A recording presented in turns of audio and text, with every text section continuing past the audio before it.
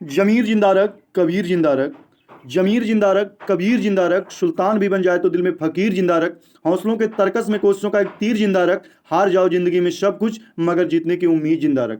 Hello friends and my dear student, कैसे हैं? उम्मीद करते हैं कि अच्छे होंगे, बेहतरीन होंगे, मस्त होंगे और अपनी पढ़ाई को जबरदस्त तरीके से कर रहे होंगे। तो आइए आगाज करते हैं एक और नई क्लास के साथ। इससे पहले यदि आप हमारे चैनल पर नए हैं तो हमारे YouTube channel RC Ramesh classes को सब्सक्राइब करके बेल आइकन की घंटी को जरूर दबा दें, ताकि जब भी हम कोई भी नई वीडियो डालें तो उसकी नोटिफिकेशन तुरंत आपके पास पहुंचे। तो फ्रेंड्स, आज हम इस वीडियो में बात करेंगे विज्ञान के 20 महत्वपूर्ण प्रश्न जो आपके बोर्ड परीक्षा की दृष्टि से वेरी इंपॉर्टेंट है। और साथ ही साथ ये जो 20 क्वेश्चन जो हमने लिया है, इसमें फिजिक्स, केमिस्ट्री और बायो के प्रश्न हैं। यूपी टेट, सी टेट और teaching exam, SSC, railway, Navodaya परीक्षा आदि के लिए महत्वपूर्ण है। तो यहाँ पर हम बात करेंगे जो है बारी बारी से इन प्रश्नों को। तो सबसे पहला क्वेश्चन हमारे पास दिया गया है कि सिरका में कौन सा अम्ल पाया जाता है? ए मैलिक अम्ल, बी लैक्टिक अम्ल, सी एस्टिक अम्ल, डी सल्फ्यूरिक अम्ल। तो चूंकि हम क्या जानते हैं, यहाँ से हम बात करेंगे जो है, तो सल्फ्यूरिक जो अम्ल होता है, इसका जो सूत्र होता है H2SO4 होता है। ये समझ लीजिए क्या, जो भी मान लिया हमारे जो है कार की बैटरियों में इसका यूज होता है। लैक्टिक अम्ल की बात करूंगा तो लैक्टिक अम्ल आपका क्या जानते हैं, लैक्टिक अम्ल दूध में पाया जाता है। और वहीं पर मैलिक अम्ल की बात करूंगा तो मैलिक अम्ल को क्या जानते हैं, ये मैलिक अम्ल सेब में पाया जाता है। और एस्टिक अम्ल जो है ये क्या कहाँ पाया जाता है, तो एस्टिक अम्ल क्या आपका सिरका में पाया जाता है। तो क्वेश्चन में पूछा गया सिरका में कौन सा अम्ल पाया जाता है, तो इस तरीके से हमारा जो राइट आंसर होगा, एस्टिक अम्ल कहाँ पाया जाता है, तो सिरका में पाया जाता है। ये इस क्वेश्चन का बिल्कुल करेक्ट आंसर होगा। तो एस्टिक अम्ल कहाँ पाया जाता है, सिरके में। चलिए आगे क्वेश्चन पे बढ़ते हैं। क्वेश्चन नंबर जो सेकंड आपका दिया गया है, क्वेश्चन नंबर सेकंड में 1 किलोवाट घंटा में होता है 3.6 10⁻⁻6 joule, B 746 × 10⁻³ joule, 1.6 10⁻⁻19 joule, 6.3 10⁻6 joule. तो चूंकि हम क्या जानते हैं 1 किलोवाट घंटा में कितना जूल होता है, तो चूंकि अगर यहाँ से हमारे पास पूछा जाए 1 इलेक्ट्रॉन वोल्ट में जो है कितना जूल होता है, तो 1.6 10⁻⁻19 जूल। ये आपके बोर्ड परीक्षा की दृष्टि से अत्यंत महत्वपूर्ण है। और विभिन्न प्रतियोगी परीक्षा में ये क्वेश्चन कई बार रिपीट किया गया है कि 1 इलेक्ट्रॉन वोल्ट में कितना जूल होता है, तो 1.6 10⁻⁻19 जूल होता है, याद रखेंगे। तो यहाँ से हमारे पास पूछा गया 1 किलोवाट घंटा में कितना जूल होता है, तो 1.6 10⁻⁻19 जूल। तो ये इस क्वेश्चन का तो राइट आंसर होगा नहीं। 746 × 10⁻³ ये भी नहीं होगा। ये भी आपको हमेशा एक याद रखना है, कभी कभी ये भी पूछ लिया जाता है एक अश्वशक्ति में कितना वाट होता है, तो ये एक अश्वशक्ति में 746 वाट होता है। तो इसको भी आपको याद रखना है। तो 3.6 10⁻⁻6 जूल ऑप्शन नंबर ए इस क्वेश्चन का बिल्कुल करेक्ट आंसर होगा, याद रखेंगे। 1 किलोवाट घंटा में कितना जूल होता है, 3.6 10⁻⁻6 जूल। तो 6.3 10⁻6 जूल इस क्वेश्चन को, ये आपका जो ऑप्शन गलत हो जाएगा, डी वाला। सी भी गलत है, बी भी गलत है। तो 1 किलोवाट घंटा में कितना जूल होता है, तो याद रखेंगे 3.6 10⁻⁻6 जूल होता है। चलिए अगले क्वेश्चन पे बढ़ते हैं। तो नेक्स्ट क्वेश्चन है, कह रहा है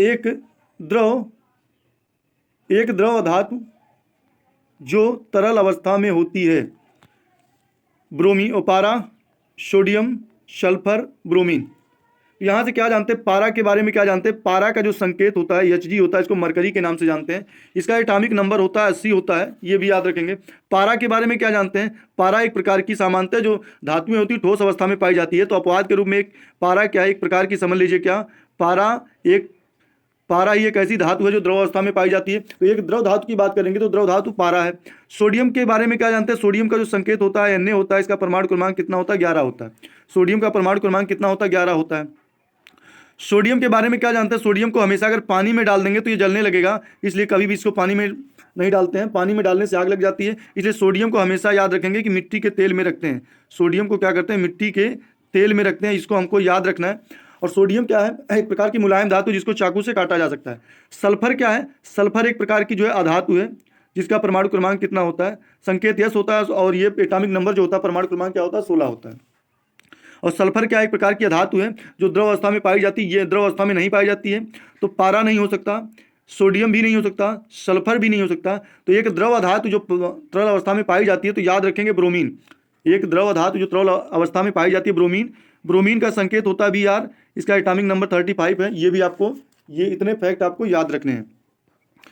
चलिए फिर नेक्स्ट क्वेश्चन पे बढ़ते हैं। क्वेश्चन में दिया गया नेक्स्ट, ग्लूकोज के अणु में होते हैं 4 कार्बन परमाणु, 6 कार्बन परमाणु, 8 कार्बन परमाणु, 2 कार्बन परमाणु। तो जल्दी से इस क्वेश्चन के आंसर को कमेंट में बताएंगे। तो चूंकि हम क्या जानते हैं ग्लूकोज के बारे में, तो ग्लूकोज का सूत्र हमारे पास क्या होता है, C6H12O6 होता है। तो C6H12O6, तो यहाँ से अगर मैं बात करूँ ग्लूकोज में कितने कार्बन परमाणु होते हैं, तो कार्बन की संख्या कितनी होती है, 6 होती है। हाइड्रोजन देखिए यहाँ पे कितना होता है, 12 होता है। और ऑक्सीजन की बात करूंगा तो ऑक्सीजन कितना होता है, याद रखेंगे 6 होता है। तो यहाँ से हमारे पास पूछा गया ग्लूकोज के अणु में होते हैं, तो यहाँ पे थोड़ा सा क्वेश्चन जो है निष्प्रिंट हो गया, समझ लीजिए। तो ग्लूकोज के अणु में होते हैं, तो यहाँ सही है क्वेश्चन। तो ग्लूकोज के अणु में होते हैं तो 4 कार्बन परमाणु, 6 कार्बन परमाणु, 8 कार्बन परमाणु, 2 कार्बन। तो यहाँ से कार्बन की संख्या का जिक्र किया गया, तो ग्लूकोज के अणु में कितने होते हैं, 6 कार्बन परमाणु। तो ऑप्शन नंबर बी क्या होगा इस क्वेश्चन का बिल्कुल करेक्ट आंसर हो जाएगा।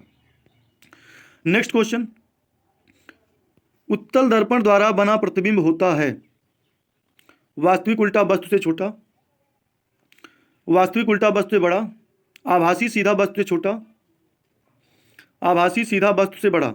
तो उत्तल दर्पण के बारे में क्या जानते हैं, ये हमेशा याद रखना है कि उत्तल दर्पण द्वारा जो बना प्रतिबिंब होता है, हमेशा याद रखेंगे कि वास्तविक उत्तल दर्पण द्वारा जो बना प्रतिबिंब होता है वो हमेशा याद रखेंगे आभासी होता है, उसके बाद सीधा होता है, आभासी सीधा, उसके बाद क्या होता है, वस्तु से बड़ा होता है, याद रखेंगे। क्योंकि आभासी सीधा वस्तु से बड़ा, तो वास्तविक उल्टा वस्तु से छोटा, तो उत्तल दर्पण में प्रतिबिंब वास्तविक बनता ही नहीं है। तो उत्तल दर्पण की बात अगर वास्तविक उल्टा वस्तु से छोटा की बात करूंगा, तो ये जो कंडीशन आपका है, ये उत्तल दर्पण की बात हुई है। वास्तविक उल्टा वस्तु से बड़ा, ये भी उत्तल दर्पण में बनता है। आभासी सीधा वस्तु से छोटा और आभासी सीधा वस्तु से बड़ा, तो आभासी सीधा बड़ा भी प्रतिबिंब जो है उत्तल दर्पण में बनता है, तो ये उत्तल दर्पण में बनता है। अब वास्तविक उल्टा वस्तु से छोटा, वास्तविक उल्टा वस्तु से बड़ा, ये भी अवतल दर्पण में बनता है। और आभासी सीधा वस्तु से बड़ा, ये भी अवतल दर्पण में बनता है। तो हमेशा याद रखेंगे कि उत्तल दर्पण द्वारा जो बना प्रतिबिंब होता है, ऑप्शन नंबर सी क्या होगा इस क्वेश्चन का बिल्कुल करेक्ट आंसर होगा, आभासी सीधा वस्तु से छोटा। आभासी सीधा वस्तु से छोटा जो है अवतल दर्पण में, उत्तल दर्पण में जो बना प्रतिबिंब होता है वही उत्तल दर्पण। अगर लेंस की बात करूंगा तो उत्तल दर्पण द्वारा जो बना प्रतिबिंब होता है आभासी सीधा वस्तु से छोटा। अब चाहे उत्तल दर्पण करिए या तो इसको हम अवतल लेंस के साथ भी जा सकते हैं, सेम कंडीशन होता है। उत्तल दर्पण में जो कंडीशन होता है वही अवतल लेंस में होता है, और जो अवतल दर्पण में होता है वही उत्तल लेंस में होता है। तो ऑप्शन नंबर सी क्या होगा इस क्वेश्चन का बिल्कुल करेक्ट आंसर होगा। प्रकृति में पाया जाने वाला सबसे दुर्बल बल है, ए चुंबकीय बल, बी वैद्युत बल, सी गुरुत्वाकर्षण बल, डी नाभिकीय बल। तो यहाँ से नाभिकीय बल के बारे में क्या जानते हैं, सबसे प्रबल बल नाभिकीय बल है। जो सबसे प्रबल बल क्या है, नाभिकीय बल है, जो इलेक्ट्रॉनों द्वारा नाभिक पे लगाया जाता है, इलेक्ट्रॉनों द्वारा नाभिक पे लगाया जाता है। और वहीं पर बात करेंगे चुंबकीय बल, ये तो भाई चुंबक के द्वारा लगाया जाने वाला बल है। वैद्युत बल, गुरुत्वाकर्षण बल, तो सबसे दुर्बल बल याद रखेंगे ये है ऑप्शन नंबर सी गुरुत्वाकर्षण बल। यह जो है क्या पृथ्वी के द्वारा लगाया जाता है, याद रखेंगे किसी भी वस्तु पर जो है। तो प्रकृति में पाया जाने वाला सबसे दुर्बल बल की बात करूंगा तो गुरुत्वाकर्षण बल, और सबसे प्रबल बल की बात करूंगा तो नाभिकीय बल, यही आपको याद रखना है। चलिए नेक्स्ट क्वेश्चन पे बढ़ते हैं। एक उत्तल लेंस द्वारा बना प्रतिबिंब सदैव होता है आभासी सीधा वस्तु से छोटा, आभासी सीधा वस्तु से बड़ा, वास्तविक उल्टा वस्तु से छोटा, वास्तविक उल्टा वस्तु से बड़ा। तो हमने क्या बताया था, अवतल दर्पण का जो काम है वही उत्तल लेंस का काम है, और उत्तल दर्पण का जो काम है और वही उत्तल लेंस का काम है। तो एक उत्तल लेंस द्वारा जो बना प्रतिबिंब होता है आभासी सीधा वस्तु से जो छोटा प्रतिबिंब बनता है, याद रखेंगे आभासी सीधा वस्तु से छोटा जो प्रतिबिंब बनता है, ये आपका हमेशा याद रखेंगे, ये आपका जो उत्तल दर्पण में बनता है, ये उत्तल दर्पण में बनता है, अथवा अवतल लेंस में बनता है, अथवा अवतल लेंस में बनता है, याद रखेंगे। जो है आभासी सीधा वस्तु से जो बड़ा प्रतिबिंब बनता है, ये जो आपका है ये अवतल दर्पण में बनता है, अवतल दर्पण में बनता है, या उत्तल लेंस में बनता है, याद रखेंगे उत्तल लेंस से बनता है। और वास्तविक उल्टा वस्तु से जो छोटा प्रतिबिंब है, ये जो है वास्तविक उल्टा वस्तु से छोटा, वास्तविक उल्टा वस्तु से बड़ा। तो ये तो आपका जो है वास्तविक जो प्रतिबिंब बनता है, ये हमने बताया था अवतल दर्पण में बनता है या तो उत्तल लेंस में बनता है। वास्तविक प्रतिबिंब या तो अवतल दर्पण में बनेगा या तो उत्तल लेंस में। तो हमसे पूछा गया उत्तल लेंस द्वारा जो बना प्रतिबिंब होता है, तो हमेशा याद रखेंगे उत्तल लेंस जो है अवतल दर्पण का काम करता है, तो आभासी सीधा वस्तु से बड़ा बनता है। इसको हमेशा याद रखेंगे कि उत्तल लेंस द्वारा जो बना प्रतिबिंब होता है आभासी सीधा वस्तु से बड़ा बनता है, क्योंकि उत्तल लेंस जो है अवतल दर्पण के सेम कंडीशन है। जो उत्तल लेंस का काम होता है वही अवतल दर्पण का काम होता है, और जो अवतल दर्पण का काम होता है वही उत्तल लेंस का काम होता है। ये बड़ा कंफ्यूजिंग क्वेश्चन है, तो इसको हमेशा याद रखेंगे। हमेशा हर प्रतियोगी परीक्षा में और यूपी बोर्ड परीक्षा में पूछा जाने वाला क्वेश्चन है। आगे हम बात करेंगे क्वेश्चन नंबर 8 की। 10 सेंटीमीटर फोकस दूरी वाले अवतल लेंस की क्षमता क्या होगी। तो यहाँ से देखेंगे -10 डायोप्टर, +10 डायोप्टर, -1 डायोप्टर, +1 डायोप्टर। तो चूंकि लेंस की क्षमता के लिए फार्मूला क्या जानते हैं, P = 1/r एफ होता है, सेंटीमीटर में दिया गया है, इसलिए 100/F सेंटीमीटर के साथ जा सकते हैं। तो 100/F। अब यहाँ पे अवतल लेंस की बात किया गया, तो अवतल लेंस की फोकस दूरी क्या होती है, माइनस में होती है। तो 10 सेंटीमीटर क्या करेंगे, माइनस में रखेंगे, क्योंकि उत्तल लेंस की फोकस दूरी प्लस में, अवतल लेंस की फोकस दूरी क्या होती है, माइनस में। तो माइनस माइनस यहाँ 0 0 कट जाएगा, तो -10/1 का मतलब -10 डायोप्टर आ जाएगा। तो इस क्वेश्चन का right answer option number A हो जाएगा, बिल्कुल correct answer, -10 dioptre. Next question कह रहा है बिल्डिंग में करने में प्रयुक्त गैस होती है प्रोपेन, ब्यूटेन, मेथेन, एसिटिलीन। तो बिल्डिंग में जो है, तो प्रोपेन और ब्यूटेन के बारे में क्या जानते हैं, ये एलपीजी का मिश्रण है। यहाँ से बात करूंगा तो कई बार एग्जाम में पूछा गया प्रोपेन और ब्यूटेन क्या है, तो प्रोपेन और ब्यूटेन एलपीजी का मिश्रण होता है। तो एलपीजी जो घरों में हम खाना बनाने में यूज करने वाली जो गैस होती है एलपीजी, वो किसका मिश्रण है, प्रोपेन और ब्यूटेन का, याद रखेंगे। और ये भी पूछा जाता है कि जो है प्रोपेन और ब्यूटेन में किसी प्रकार की गंध नहीं होती है, तो हम गैस के रिसाव का पता लगाने के लिए कौन सी गैस का प्रयोग करते हैं, तो ये भी आपको याद रखना है। कौन सी गैस है, एथिल मरकैप्टन, मरकैप्टन याद रखेंगे। C2H5 SH इसका फार्मूला होता है, याद रखेंगे। मेथेन के बारे में क्या जानते हैं, तो मेथेन एक प्रकार का जो है सड़े गले जहाँ दलदली स्थान होती है वहाँ से ये गैस निकलती है। जो है धान की कटाई करते हैं तो वहाँ से ये गैस निकलती है। तो यहाँ इसको मेथेन गैस को मार्स गैस के नाम से भी जानते हैं, याद रखेंगे। मेथेन गैस क्या है, मार्स गैस के नाम से जानते हैं। तो बिल्डिंग में प्रयुक्त करने वाली जो गैस होती है एसिटिलीन होती है, याद रखेंगे। फलों को पकाने में जो है कौन सी गैस का प्रयोग होता है, तो ये भी याद रखेंगे। तो फलों को पकाने में कौन सी गैस का यूज होता है, एसिटिलीन। तो ये भी आपको साथ ही साथ याद रखना है। तो ऑप्शन नंबर डी इस क्वेश्चन का बिल्कुल करेक्ट आंसर हो जाएगा। नेक्स्ट क्वेश्चन कह रहा है सिरका का आईपीएससी नाम होता है, सिरका का आईपीएससी नाम होता है मेथेनोइक अम्ल, एथेनोइक अम्ल, बेंजोइक अम्ल, फार्मिक अम्ल। तो यहाँ से हम क्या जानते हैं, फार्मिक अम्ल के बारे में क्या जानते हैं। फार्मिक अम्ल का जो सूत्र होता है HCOOH होता है।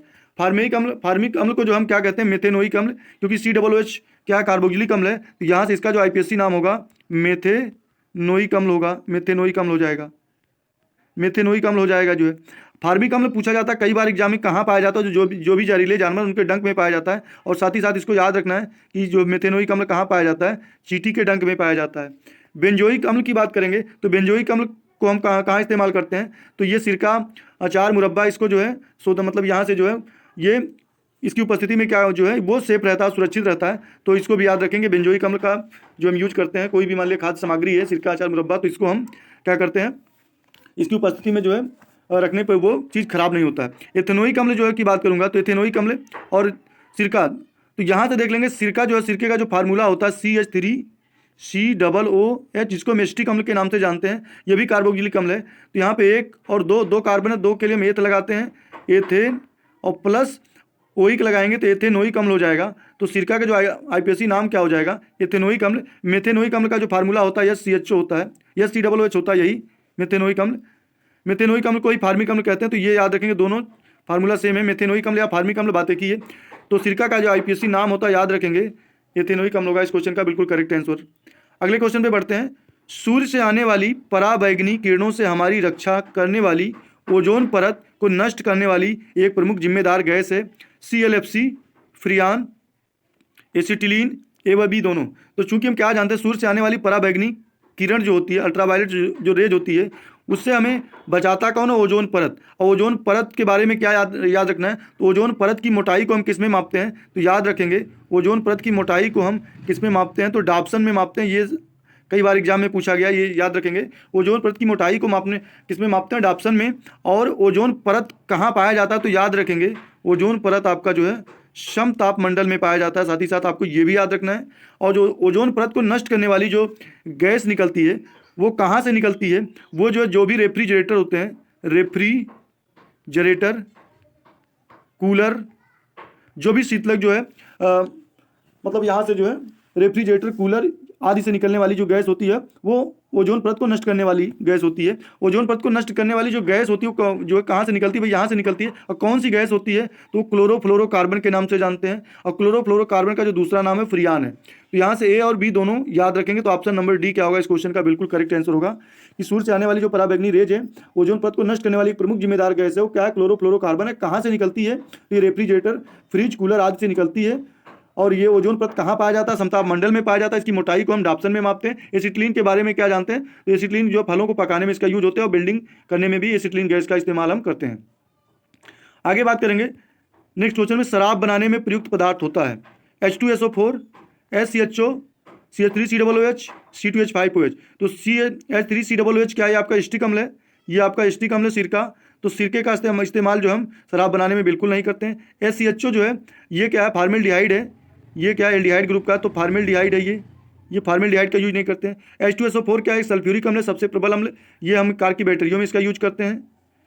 और जबकि जो है शराब बनाने में जो प्रयुक्त होता है वो एथिल अल्कोहल होता है, C2H5OH, याद रखेंगे। HO CH3COOH C2H5OH। तो H2SO4 के बारे में क्या जानते हैं, ये जो है कार की बैटरियाँ और जो भी जितनी भी गाड़ियाँ होती हैं उसमें यूज किया जाता है सल्फ्यूरिक अम्ल। SCHO को हम फार्मेल्डिहाइड कहते हैं, फार्मेल्डिहाइड, ये आपका फार्मेल्डिहाइड है, इसका आईपीएसी नाम मेथेनल होगा। एस्टिक अम्ल क्या है, ये CH3COOH एस्टिक अम्ल है, जिसको हम सिरका के नाम से जानते हैं। और जबकि C2H5OH क्या है, एथिल अल्कोहल है, एथिल एल्कोहल है, जिसका उपयोग हम क्या करते हैं, शराब बनाने में करते हैं। तो ऑप्शन नंबर क्या होगा, डी इस क्वेश्चन का बिल्कुल करेक्ट आंसर हो जाएगा। चलिए नेक्स्ट क्वेश्चन पे बढ़ते हैं।